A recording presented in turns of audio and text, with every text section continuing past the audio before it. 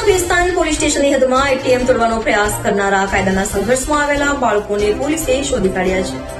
સુરત શહેરમાં police commissioner સાહેબ, અધિક પોલીસ કમિશનર સેક્ટર 2 અને નાયબ પોલીસ કમિશનર ઝોન 6 દ્વારા ગુનાઓ ઉકેલવા માટે વિશેષ સૂચનાઓ આપવામાં આવી હતી.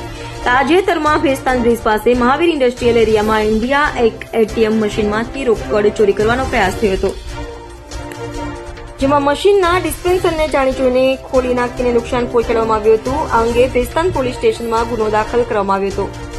ભેસ્તાન પોલીસ સ્ટેશનના પોલીસ ઇન્સ્પેક્ટર કેપી ગામેતી અને સેકન્ડ પોલીસ ઇન્સ્પેક્ટર જેએમ સોલંકીના માર્ગદર્શન હેઠળ સર્વેલન્સ સ્ટાફના પોલીસ સબ ઇન્સ્પેક્ટર એસજી ચૌહાણની ટીમે ટેકનિકલ સર્વેલન્સ અને હ્યુમન સોર્સિસના આધારે તપાસ શરૂ કરી હતી.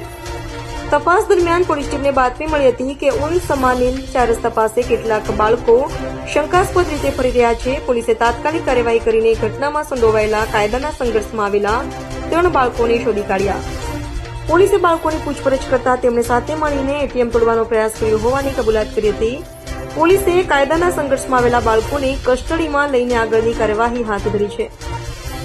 આ સફળ કામગીરી કરનાર પોલીસ અધિકારીઓ અને કર્મચારીઓમાં police inspector KP Gameti, second police inspector JM Solanki, police sub inspector SG Chauhan, woman police sub inspector BG Yadav, assistant police constable Brijrajsinh Jagdishsinh, assistant police constable Dharmesh Chitubhai, assistant police constable Rohitkumar Shardulbhai અને આસિસ્ટન્ટ પોલીસ કોન્સ્ટેબલ ગુંજનભાઈ ભરતભાઈનો સમાવેશ થાય છે. ભેસ્તાન પોલીસ સ્ટેશનમાં ભેસ્તાન બ્રિજની બાજુમાં ઇન્ડિયા 1 નું એટીએમ સેન્ટર આવેલું છે.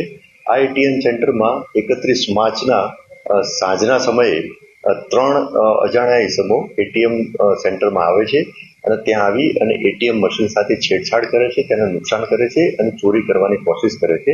જે અનુસંધાને આના જે એવિડન્સ મળ્યા એ આધારે એટીએમ જે કંપની જે છે એના ઝોનલ મેનેજરે ફરિયાદ આપેલી હતી અને એ ફરિયાદ આધારે ભેસ્તાન પોલીસ સ્ટેશનમાં ચોરીની કોશિશ અને નુકસાનનો ગુનો દાખલ થયેલો હતો.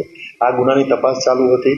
અમુક એવિડન્સ ગુનાની તપાસ દરમિયાન મળી આવેલ, અમુક ફૂટેજ મળી આવેલ અને ભેસ્તાન પોલીસ સ્ટેશનના ડિસ્ટાફના કર્મચારીઓને એક સ્પેસિફિક બાતમી મળેલી હતી, જે આધારે 3 ઇસમોને પોલીસ તપાસ માટે ભેસ્તાન પોલીસ સ્ટેશન લઈ આવવામાં આવેલા હતા.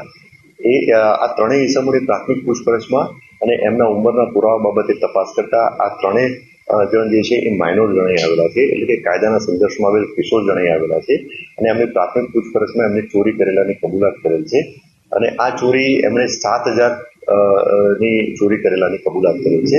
જે આધારે આ 3 બાળ કિશોર જે છે એમને તાબામાં લેવામાં આવેલ છે અને આગળની કાયદેસર કાર્યવાહી હાથ ધરવામાં આવેલી છે. આ 3 જે કાયદાના સંઘર્ષમાં આવેલ કિશોર જે છે એમની પ્રાથમિક પૂછપરછમાં એમને એવું જણાવેલું છે કે આના પહેલા એમને કોઈ ગુનો કરેલો નથી એવું એમને જણાવેલું છે.